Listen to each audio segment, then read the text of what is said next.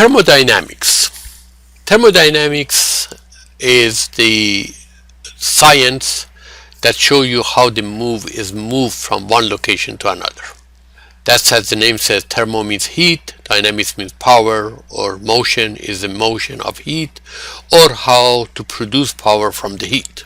Thermodynamics has 4 laws: zeros, first, second, and third. Chronologically, second law of thermodynamics was formulated first. First law of thermodynamics was formulated second. Then it comes the zeros law of thermodynamics, then third law of thermodynamics. You think it's confusing? It is. The reason for that is that initially these laws were not called as zeros, first, second, and third law. The people found the second law more easily to understand, so that's why they came up with that first. Eventually they found out the law more fundamental, so when they named it, they called it first law and second law. After a while, eventually a law was discovered that they found it's a lot more fundamental than the first law. It was so easy to forget about it because it was so obvious, but they had already named the laws as the first law and the second law. So they said, what should we do? They called it zeros law. And then they found the third law.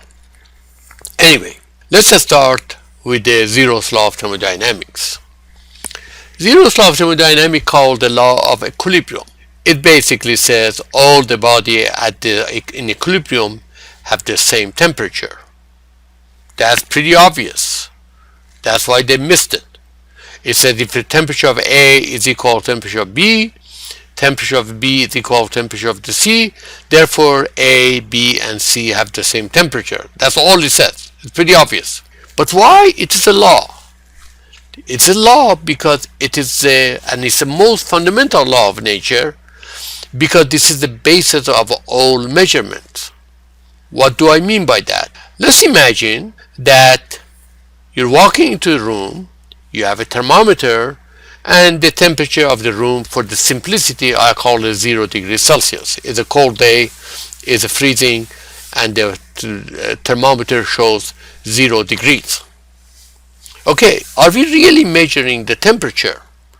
No, because if I wanted to measure the temperature was a measure of the kinetic energy of all the particles. So I had to measure all the particles, measure the velocity, calculate the energy of all the particles, and then take the average of all of them and call it temperature. But we're not doing it. What are we doing? We bought a thermometer from some store or some lab.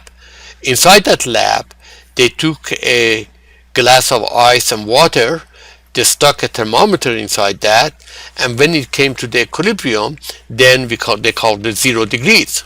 Inside the lab, I would say that the glass tube and the ice water are at equilibrium. Now you take the glass thermometer, bring it to the class, and now guess what? The glass thermometer and the room in the classroom are at the same temperature, so those are at equilibrium. So I would say glass, let's call it A, ice water, let's say call it B, temperature of A is equal to temperature of the B, the room is C, temperature of the A is equal to temperature of C, therefore the room is in equilibrium with the glass is equilibrium with the ice water, therefore the room is in equilibrium with the ice water, and by definition the temperature is 0. That's how I'm measuring the temperature. The same thing is for all the other measurements. Whether you measure the pressure, whether you measure anything else, you have to calibrate it, and this is what the calibration being done. So that's why the basis of all measurement. The first law of thermodynamics has to do with the conservation of energy. Basically, it says that I cannot create energy out of nothing. I cannot destroy the energy into nothing. The only thing can be done is changing one form of energy to another form of energy. So energy can be converted, but not created or destroyed. To understand the idea of the first law of thermodynamics, again goes back to early 19th century, when they Julius Robert Mayer, a Dutch physician, was traveling on this boat with the German sailors to go to the island of Java. And what he realized that the blood of the sailors, which are German, and the blood of the native people, they look different. The German blood were a lot lighter and than the native people. So he was puzzled by that. After doing a lot of studies, he found out the reason is because of the heat of the tropic. The local people, because of the heat, they had to exert a lot more oxygen. The oxygen will react with the hemoglobin of the blood, and it would turn it, more reddish color, and so that's what the difference.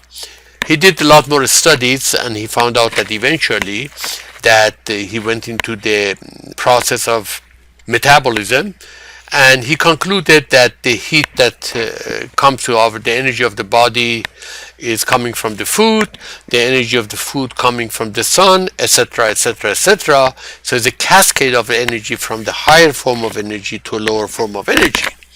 So to him, he said, okay, well, it seems like all the energy, the source of all the energy is the same, and he tried, he formulated the first law of thermodynamics. That means the source of all the energy is the same. He tried to publish, his paper in the journals of the time, but he could not publish them because he was not a physicist, he was only a physician, and actually got very depressed, and eventually he died in the asylum. Time passed, and eventually, like about, few decades later, William Thomson, or aka Lord Kelvin, he heard about it. He was a religious man, and he contributed his assertion that to the proof of existence of God. And he said, okay, well, if the source of all the energy is the same, then God should exist. And of course, everybody believed that at that time. So that's how the first law of thermodynamics was born. James Prescott Joule was trying to make the electric motors more efficient. That was the time that James Watt had produced a steam engine. Everybody was very much interested in improving the efficiency, and he wanted to also create power, use the heat to produce power. He knew that the heat is the motion of the particles. He said, how can I change that into motion of some form of shaft? And he eventually came up with the concept of equivalency of the heat and work. So that was, he has a lot of contribution to this science, and eventually in his honor the unit of energy is called a joule, so it's after his honor. It is interesting to discuss the concept of efficiency. What do we mean by efficiency?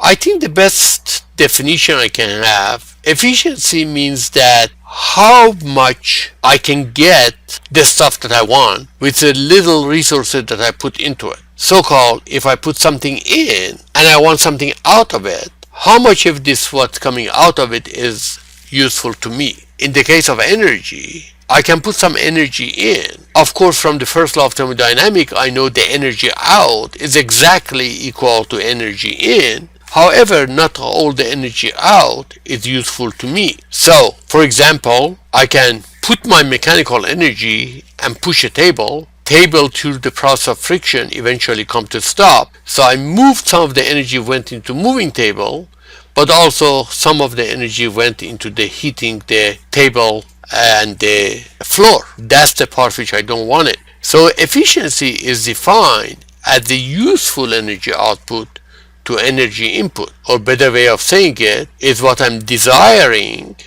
with the useful energy, what I'm desiring divided what I have to give, what I get what I want divided what I have to pay to get what I want. So this concept I can expand it to the energy or anything else. So let's look at some of this energy conversion and the devices. We said that the first law has to do with the converting energy from one form to another. Let's look at for example, what is a friction? Friction means motion, some kind of motion, which is a mechanical motion, that eventually this energy will goes into the heating, the something. So that's by friction.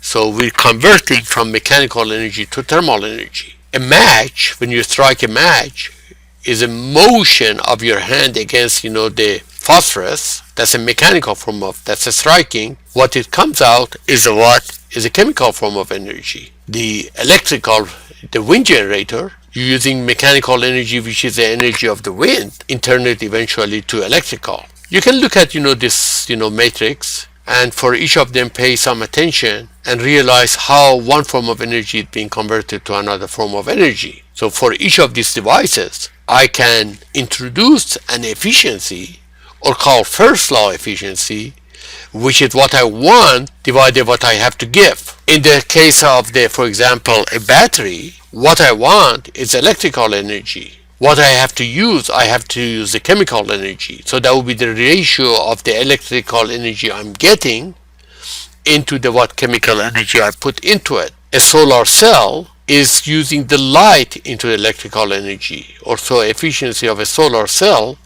is the electricity I'm getting out, what I want, divided what I have to put into it in the form of light. So the question is, if the energy cannot be created or not destroyed, why people talk about the energy shortage or energy waste? The answer again is that the energy is not destroyed or created. The energy still is there. However, energy has formed have changed from a form which is very useful to a form which is not so useful. Any action we do, we are going to dissipate energy from a useful form to a non-useful form. A piece of coal is very useful as long as we have not burned it, because it has the potential to produce heat, and from that heat you can do other things with it. Once you burn it, it becomes, part of your heating of the atmosphere, and that heat cannot be used any further. So by energy waste means converting from useful to non-useful.